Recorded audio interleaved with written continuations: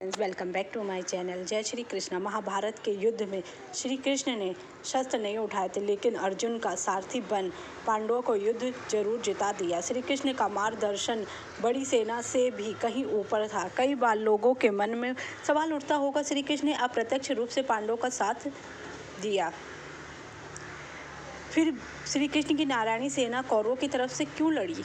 आइए जानते हैं। महाभारत के युद्ध में श्री कृष्ण ने अर्जुन का सारथी बनकर उन्हें ज्ञान मार्ग दिखाया था। जब रणभूमि में श्री कृष्ण ने अपने भाइयों, सखा, गुरु और आदरणीय जनों को देखा तो अर्जुन ने युद्ध न करने का निर्णय लिया और अपने शस्त्र जमीन पर रखने के लिए आगे बढ़ा। लेकिन तभी श्री कृष्ण ने अर्जुन को गीता का ज्ञान देकर उन्हें निजी संबंधों के ऊपर उठकर न्याय का मार्ग चुनने के लिए कहा। हम जानते हैं कि कुरुक्षेत्र की रणभूमि पर श्री कृष्ण ने शस्त्र नहीं उठाए थे, लेकिन क्या आप जानते हैं श्री कृष्ण की नारायणी सेना ने पांडवों नहीं बल्कि कौरवों का साथ दिया था। श्री कृष्ण की नारायणी सेना कौरवों के लिए क्यों लड़ी?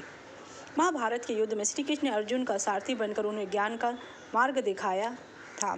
महाभारत की कथा के अनुसार जब कौरव और पांडवों के बीच युद्ध होना निश्चित हो गया तो दोनों ही पक्ष अपने शक्ति बढ़ाने के लिए कई महान योद्धाओं के पास जाकर अपनी तरफ से लड़ने के लिए प्रस्ताव भेजने लगे। इसी कड़ी में दुर्योधन और अर्जुन दोनों ही श्री कृष्ण को अपनी तरफ लड़ाने का प्रस्ताव दिया। द्वारिका नगरी पहुंचे दुर्योधन किसी तरह से अपने हाथों से अवसर छोड़ना नहीं चाहता था, इसलिए वह अर्जुन से पहले ही द्वारिका पहुंच गया। दुर्योधन भगवान के उठने से पहले ही उनके पास महल के अंदर चला गया। जब श्री कृष्ण की गहरी नींद खुली तो उन्होंने दुर्योधन कृष्ण के कक्ष में पहुंचा था। दुर्योधन श्री कृष्ण के पैरों के पास बैठने नहीं, जबकि वह उनके सिरहाने बैठा हुआ था, और अर्जुन जो कि भगवान श्री कृष्ण के बिस्तर के पैरों के पास कक्ष में खड़े थे। दुर्योधन को पहले से कक्ष में बैठा देखकर अर्जुन श्री कृष्ण के चरणों के पास बैठ गए और उनके जगने का इंतजार करने लगे।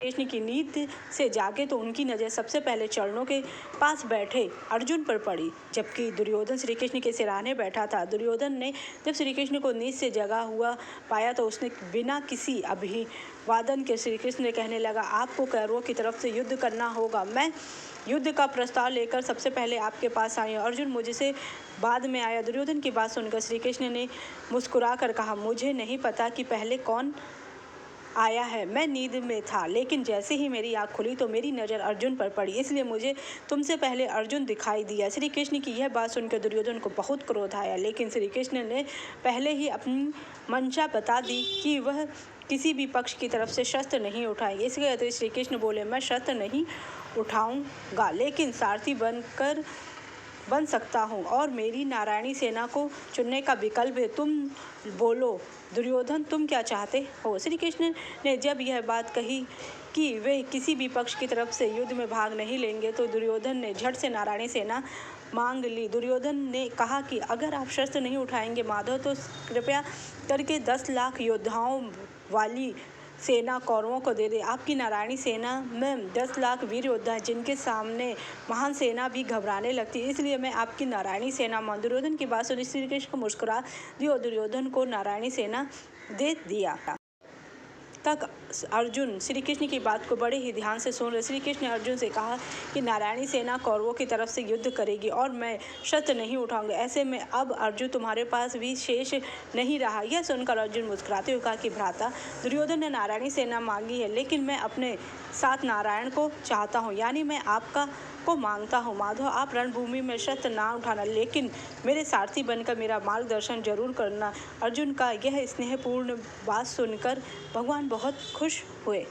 दूसरी तरफ दुर्योधन अपनी बुद्धिमत्ता और अर्जुन की मूर्खता पर मन ही मन हंसता रहा। दुर्योधन सोच रहा था कि जब श्री कृष्ण शस्त्र नहीं उठा पाएंगे तो भला उन्हें अपने साथ रणभूमि में ले जाने का क्या लाभ। दुर्योधन अपनी चालाकी पर गर्व करता ही रहा। जब कुरुक्षेत्र की रणभूमि पर महाभारत का रक्तरंजन युद्ध शुरू हुआ तो नारायणी सेना कौरवों के साथ और पांडवों के विरुद्ध लड़ी। 10 लाख योद्धाओं से सजी नारायणी सेना लेने के बाद भी 100 कौरवों का अंत हो गया और दुर्योधन की चालाकी उसे ले डूबी।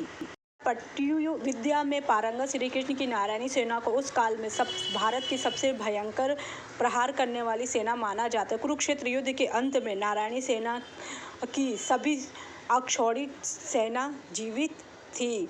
इस सेना के माध्यम से पूर्व में श्री कृष्ण एवं बलराम ने निषादों, गंधर्व बाकी सबको अपनी तरफ से लड़ने के लिए तैयार किया था, जिन्हें हरा पाना किसी के लिए भी संभव नहीं था। इस तरह कुरुक्षेत्र के युद्ध में भगवान श्री कृष्ण की नारायणी सेना, अछौड़ी सेना के सभी वीर योद्धा जीवित रहे। अगर आपको मेरी जानकारी अच्छी लगी तो मेरे चैनल को लाइक कीजिए, सब्सक्राइब कीजिए, शेयर कीजिए। Thank you so much. जय श्री